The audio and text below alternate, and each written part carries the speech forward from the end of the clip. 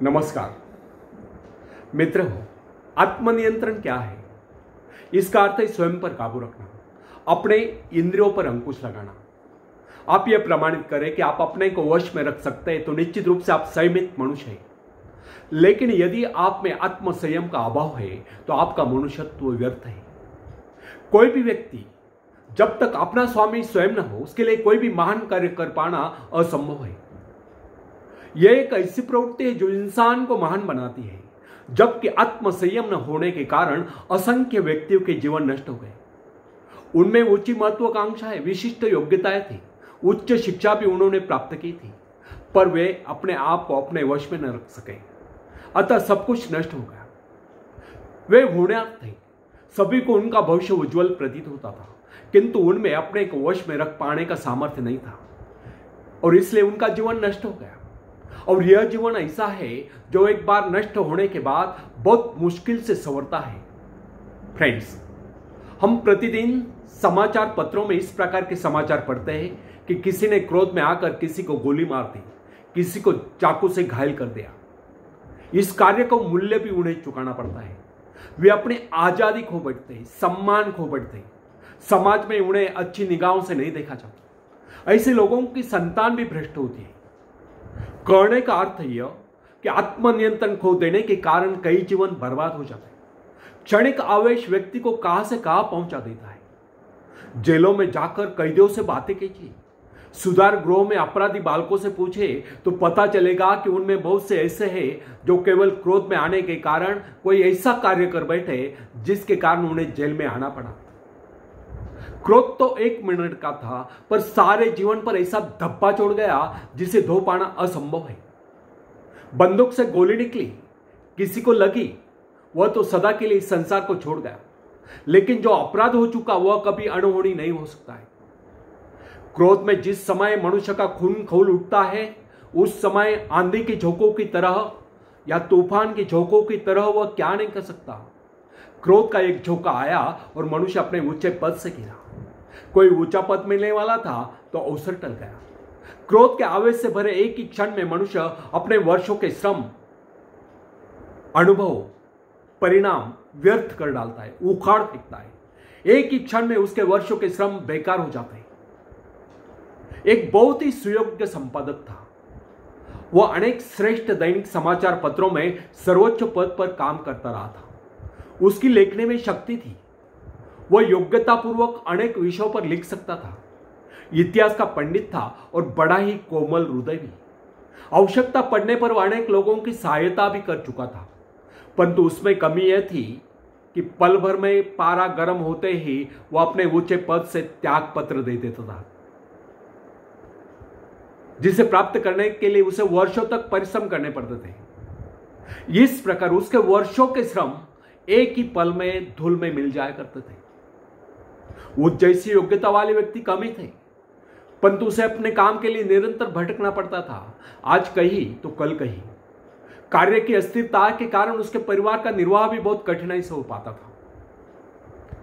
Friends, क्रोधी व्यक्ति हमें अनेक क्षेत्र में मिल जाया करते हैं। पल भर में पारा चढ़ते हुए अपने महीनों या वर्षों के काम पर पानी फेर देते। अनेक बार ऊंचे पदों पर पहुंचकर भी नीचे उतर आते हैं। मैं अनेक ऐसे वृद्ध व्यक्तियों को जानता हूं जिनका जीवन क्रोधी स्वभाव के कारण बिगड़ गया। उन्होंने अपने से मतभेद रखने वाले व्यक्तियों का कभी सम्मान नहीं किया और इसी वजह से सम्मानित पदों से हाथ धोते रहे। क्रोध से उन्हें क्या हानि होगी इस बात की उन्होंने चिंता नहीं की। वे अपनी जुबान पर लगाम न लगा सके और न कहने योग्य बात भी दूसरों से कह गए। फ्रेंड्स, सफलता के लिए साहस जरूरी है। इसी प्रकार जिस व्यक्ति में काम करने की योग्यता हो पर साहस न हो तो क्या होगा। इसी कारण बातचीत में अपने दृढ़ निश्चय का प्रण कीजिए, अपने आत्मविश्वास को बढ़ाइए, अपने व्यक्तित्व को विजय का रूप दीजिए और पूरे उत्साह, जोश और उमंग के साथ वह कार्य आरंभ कीजिए। अपने आप से बातचीत के समय यदि आप अपने प्रति ईमानदार हैं तो दृढ़ता से अपने निश्चय को दोहराएंगे। यदि आप अपने निर्णय को अंतिम, अटल और अपरिवर्तित मानकर चलेंगे तो आपको यह देखकर आश्चर्य होगा कि वह काम सरल हो गया है और आपकी कार्य शक्ति बढ़ गई है। आपका आत्मविश्वास बढ़ जाएगा। आप में अपने विचारों को कार्य रूप में परिवर्तित करने की शक्ति आ जाएगी। स्वयं को ललकारो। फ्रेंड्स, एक नवयुवक अपने से परिचित लोगों से भेंट करने में लज्जा अनुभव करता था। उनसे बातचीत करने में वो घबराता और संकोच अनुभव करता था। ऐसा उसके द्वारा स्वयं का अवमूल्यन करने से हुआ था। वो अपने आप को दूसरों से घटिया समझता था, तुच्छ समझता था, नीचा समझता था। वो अपने गुणों को और अच्छाओं को भी बुरा समझता था। किसी व्यक्ति ने उसे आत्म संबोधन का सुझाव दिया। अपने मन से बातचीत करते हुए वह सर्वथा परिवर्तित व्यक्ति बन गया। बाद में लोगों को संदेह होता था कि क्या यह वही युवक जो पहले झेपता और हिचकिचाता था। आत्मविश्वास के कारण उसके व्यक्तित्व का ऐसा विलक्षण विकास हुआ, जहां भी जाता अपना विशिष्ट प्रभाव छोड़ता। बातचीत करता तो मानो फूल चढ़ रहे। उसकी बातचीत का लोगों पर तुरंत प्रभाव पड़ता था। उसने अपने अनुभव मुझे बताए। वह गांव की ओर जाकर नदी के किनारे टहलता हुआ अपने मन से बातचीत करता था। वह बातचीत प्राय इस प्रकार हुआ करती थी। क्या मास्टर, क्या तुम में कोई गुण नहीं? यदि कोई गुण है तो उससे ढूंढो। मूर्ख मत बनो। तुम भी वैसे ही श्रेष्ठ व्यक्ति हो जैसे कि कोई अन्य। अपना मस्तक ऊंचा उठाओ और मनुष्य बनो। दूसरों से बातचीत और व्यवहार करने में डरना और संकोच करना छोड़ो। लोगों के पास जाओ, उनसे बातचीत करो। तुम अपने को घटिया मत समझो, खुश रहो। तुम तो ईश्वर की संतान हो। इस दुनिया में तुम्हारा भी उतना ही अधिकार है जितना किसी बड़े से बड़े व्यक्ति का।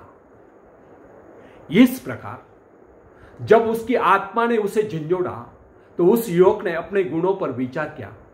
वह अपने गुणों की सराहना करने लगा। वह अपने गुणों को प्रकट करने लगा। इसका ऐसा चमत्कार हुआ कि लोग उसे प्रशंसा की दृष्टि से देखने लगे। वह एकांत में जाकर अपने से ही बातें करता। वाह मास्टर, तुमने तो कमाल कर दिया। यह तो बहुत ही गौरव की बात है। इससे प्रकट होता है कि तुम वाकई योग्य व्यक्ति हो। हर बार इसी तरह आगे बढ़कर अपने व्यक्तित्व का विकास करो, विस्तार करो। लोग तुम्हारी प्रशंसा करते हैं। तुम संसार में कुछ बन सकते हो। दब्बू और लज्जाशील व्यक्ति के लिए अपने मन से बातचीत करने से बढ़कर अन्य कोई उपचार नहीं।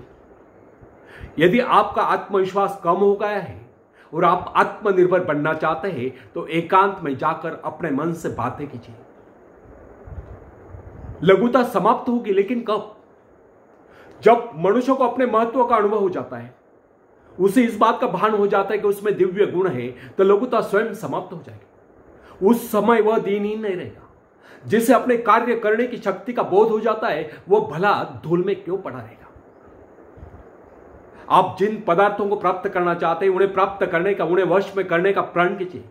आप जिन गुणों को प्राप्त करना चाहते हैं उन्हें प्राप्त करने का दृढ़ संकल्प कीजिए। अपने मन की सारी शक्तियों को अपने उद्देश्य को लगा दीजिए। मन की तुच्छ इच्छाओं को दूर हटाकर अपने संपूर्ण विचारों को अपने लक्ष्य पर केंद्रित कीजिए। यदि आप ऐसा करेंगे तो यह निश्चय जाने कि आपकी मनोकामनाएं अवश्य पूरी होगी। आखिर आप ऐसा क्यों सोचते हो कि संसार रहने योग्य नहीं है? आप जो जीवन में करना चाहते हो वह तो ईश्वर द्वारा ही निश्चित था। अब तुम क्यों नहीं उसे कर दिखाते? ईश्वर की मूर्ति तुम्हारे हृदय में है। उस ईश्वरीय शक्ति को प्रकट क्यों नहीं करते? इस प्रकार आत्मविश्वास के साथ अपनी महत्ता स्थापित करने से बड़ी प्रेरणा और शक्ति मिलती है। मैं हूं यह कहने में कोई अहम भाव नहीं। ऐसा कहते हुए आप इस शरीर की महत्ता को नहीं बतलाते, बल्कि अपने अस्तित्व को परम पिता से जोड़ देते हो। किंतु ऐसे विश्वास से कोई लाभ नहीं जो कभी भी डावाडोल हो जाता है, जिसके कारण आज की सफलता से आप प्रसन्नता से झूमते उठते हैं, परंतु किसी दूसरे दिन की असफलता से फिर निराशा में डूब जाते हो। इस प्रकार का डावाडोल विश्वास आपको सफलता की ओर नहीं ले जा सकता। भय और संदेह के निराशापूर्ण विचार जीवन में जहर का काम करते हैं। वे जीवन की सजीवता, शक्ति, उत्साह सब कुछ नष्ट कर देते हैं।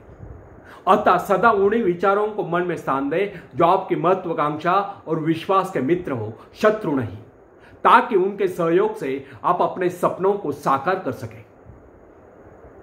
जब मनुष्य उस ईश्वरीय शक्ति से अपना संबंध बना लेता है तो वह शक्तिशाली, आत्मनिर्भर और विजेता ही बनकर रहता है। तब विश्व की सभी शक्तियां उसके पक्ष में सहायता देने आ जाती है। ईश्वर ने कहा था, अपने विश्वास के अनुसार ही तुम बन जाओगे। इस वाक्य को एक बार नहीं, अनेक बार ईश्वर ने दोहराया है।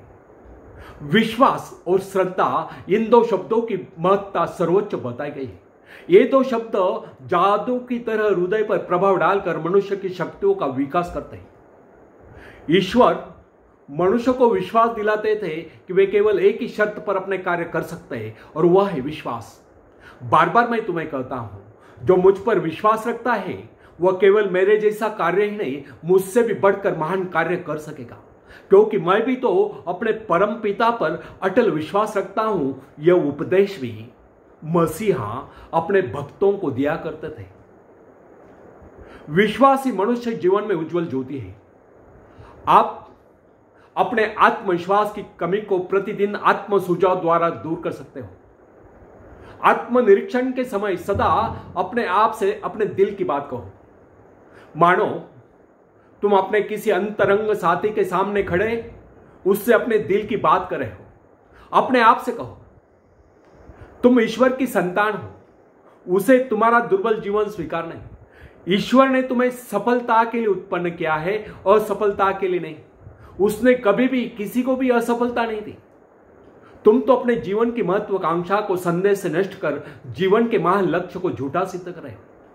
इतने उदास और निराश चेहरे से अपने मित्र के सामने जाते, क्या तुम्हें लज्जा नहीं आती? फ्रेंड्स, आखिर में एक शेर मैं सुनाता हूं। खुद को कर दे बुलंद इतना, खुद को कर दे बुलंद इतना कि हर तकदीर से पहले खुदा आकर बंदे से पूछे, बोल तेरी रजा क्या है, बोल तेरी रजा क्या है। धन्यवाद। जय हिंद।